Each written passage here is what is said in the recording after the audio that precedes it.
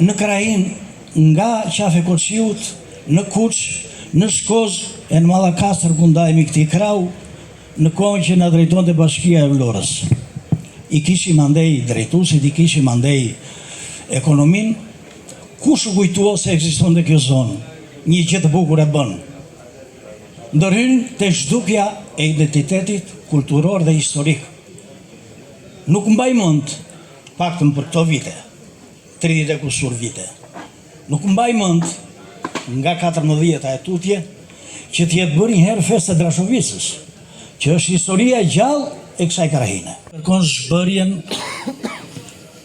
kërkon zhdukjen e identitetit të një krahine të madhe me integritet, me histori në shekuj, me identitet territorial, kulturor, ekonomik, historik dhe gjithçka i duhet një komuniteti që të quhet komunitet ekzistent, i gjallë dhe aktiv. Vlerat cilat kjo bashki sa po filloi i vdekuri që të marrë frym, papritur vjen rrufeja në qell të hapur dhe shpërthen për ta shpërbërë, për ta zgjesuar emrin. Përse bëhet kjo? Nuk arrit ta kuptoj. Thot Komisioni i Reformës dhe si duket gjasat janë që do kaloj kjo punë, se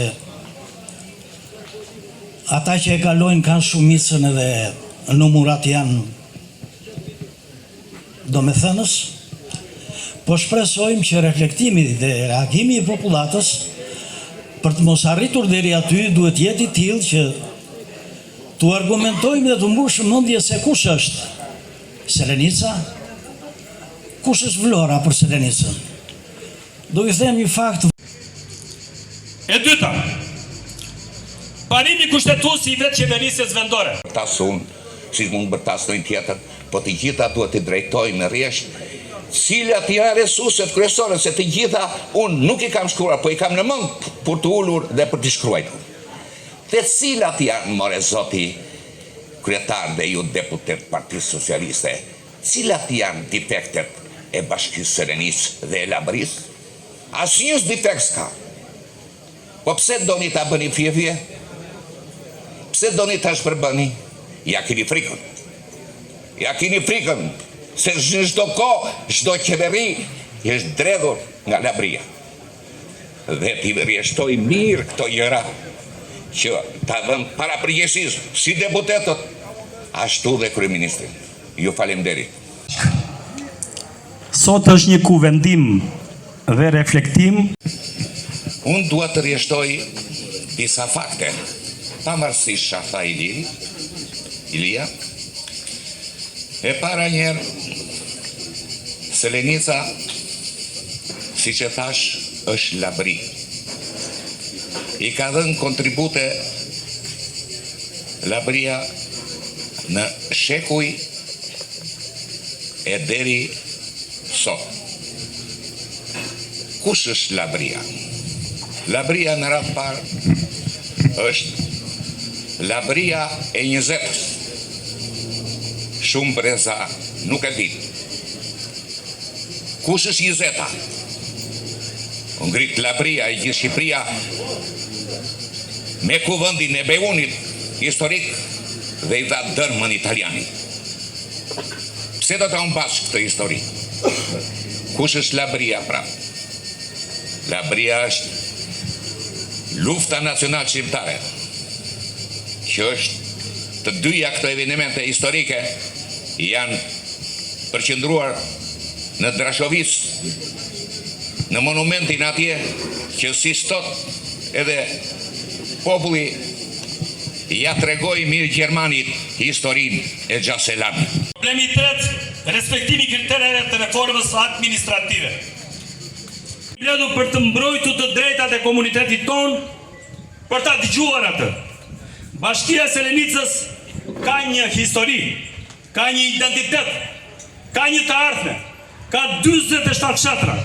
Zëri ynë do të jetë i qytetëruar, i argumentuar, por dhe i vendosur. Sepse ne kërkojmë drejtësi dhe respektim të vullnetit banorëve. Unë do t'ju prek disa çështje me qëllim që t'ju orientoj dhe gjithë secili prej jush mbështetur mbi këto pika le t'i japi mendimin e tij. Para disa ditësh në rrjetet sociale, në televizion, dhe një përfaqësues i legislativit, përfaqësues i qarkut të Vlorës, i cili nuk ishte as i tagër, as i të drejtë, dhe as një aprovim nga komuniteti i këtyre 47 fshatrave apo i bashkisë Selenicës.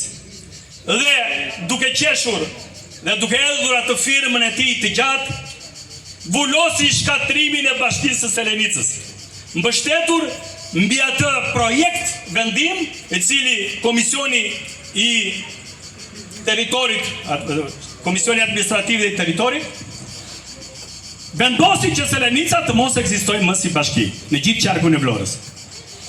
Por më e forta dhe ajo e cila ne na ngacmoi më tepër, ajo e cila na bën të reflektojmë të gjithë vëllezër dhe motra, folin në emër të popullit.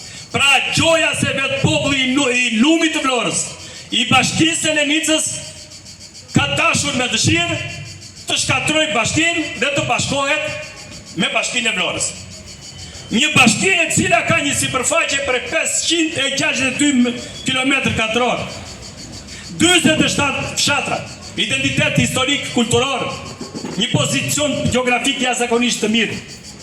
Si mund të bashkohet me Vlorën, kur Vlora nuk arrin të zgjidhë problemet e saj?